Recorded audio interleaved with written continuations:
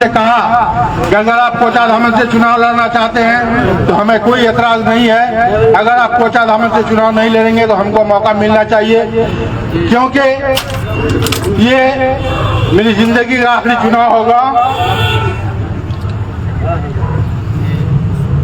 तो वो बोलने लगे कि नहीं आप तैयारी कीजिए।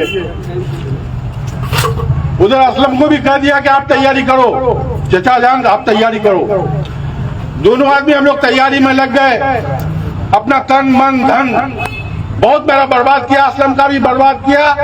यहाँ तक कि असलम बेचारे का जमीन तक बेचवाने का काम किया कि और टका जमा करिए, और टका जमा करिए, और टका जमा करिए। फिर टिकट आज देते हैं, कल देते हैं, सर्वे हो रहा, ये हो रहा। ये कोई सर्वे नहीं हो रहा था, ये तो पैसे का सर्वे हो रहा था कि पैसा हमको किधर से उगाई होगा। बुजुर्गों दोस्तों, ये हैदराबाद से पार्टी जो आया है ये कहता है कि हम क़यादत को मजबूत करने आए हैं, बल्कि मैं कहता हूं कि क़यादत को कमजोर करने आया है और अपना क़यादत को मजबूत कर रहा है। चंद दलालों को अपने ऑफिस में रख लिया है, उसमें एक दलाल उसका भाई तफहीमुर रहमान भी है, फिर इश्तियाक है, आदिल हसन है। इन दलालों के जरिए वो अपना रोजी रोटी उसका बढ़िया चलता है, बढ़िया उगाई करता है। मैं तो कहता हूं लोगों के मुंह में जुबान दांत होता है, लेकिन उसका पेट में दांत है। उससे बड़ा झूठा मक्कार यार पूरे सीमांचल ही में नहीं, बिहार में कोई नहीं है। वो गुलाबी उर्दू बोलकर लोगों को अपने तरफ खींच लेता है, ये उसकी कला है। झूठ बोलने में इतना माहिर है कि मेरे सामने का वाकया है, बैसी का टिकट 2 करोड़ में डील हुआ था, मैं बैठा हुआ था। बैसी के लोग आए, कैसी ऐसी बात है, गुलाम सरवर साहब को टिकट दे दीजिए, 2 करोड़ रुपया देगा। तो वो उसको हाथ पकड़ के उसको दाबने लगा कि चुड़ी। तो हमको बोला भैया थोड़ा बाहर जाइए, तो समझ गए मामला क्या है। तो डील अब कितना में हुआ, 2.5 में हुआ, 2 में हुआ, ये मैं नहीं कर सकता। इस तरह से टिकट में इतना सौदाबाजी किया है। अररिया का मैं मिसाल देता हूँ, राशिद जो आज 8 साल 10 साल से पार्टी का झंडा ढो रहा था मजबूती के साथ, लेकिन वहाँ जिसको मंजूर इंजीनियर कोई है वो कांग्रेस का दावेदार था, कांग्रेस में टिकट नहीं मिला, यहाँ रात रात आया, पैसा दिया और टिकट उसको दे दिया। इस तरह से सभी जगह का मौलाना मुर्शिद, ये जोगी का आप देख लीजिए, सालिम चतुर्वेदी साहब को, एक शरीफ और नेक आदमी, एक मौलाना आदमी, उनको ठगने का काम किया, वहां भी टिकट बेचा।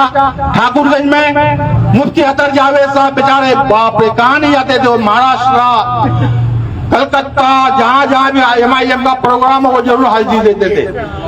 दिल्ली में, गुजरात में भी वो जाके प्रोग्राम दिए थे।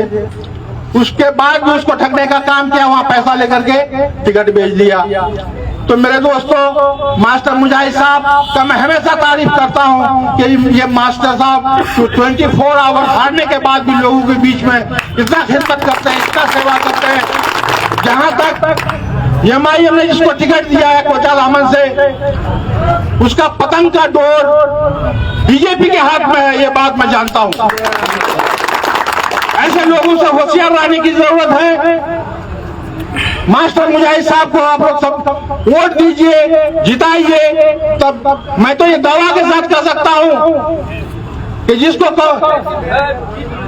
पतंग छाप वालों ने टिकट दिया, MIM वाले ने टिकट दिया है, वो अगर MLA बन भी जाए तो मास्टर साहब के नीचे ही उसको रहना पड़ेगा।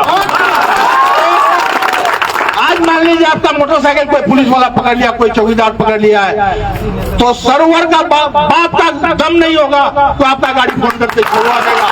लेकिन मास्टर साहब आज बेचारे कुछ ही नहीं है, इसके बावजूद इनका फोन ही काफी है। तो आपको काम करने वाला आदमी चाहिए, जो आदमी आपके लिए काम करे, दिन रात 24 घंटा आपके साथ हमेशा अच्छा बर्ताव करे। जब रात को 2 बजे फोन कीजिए, ये फोन में उपलब्ध रहते हैं। ऐसे लोगों को कामयाब करने की जरूरत है। आज मैं अपना पूरी समर्थन तन मन धन से मास्टर मुजाहिद साहब को दे रहा हूँ।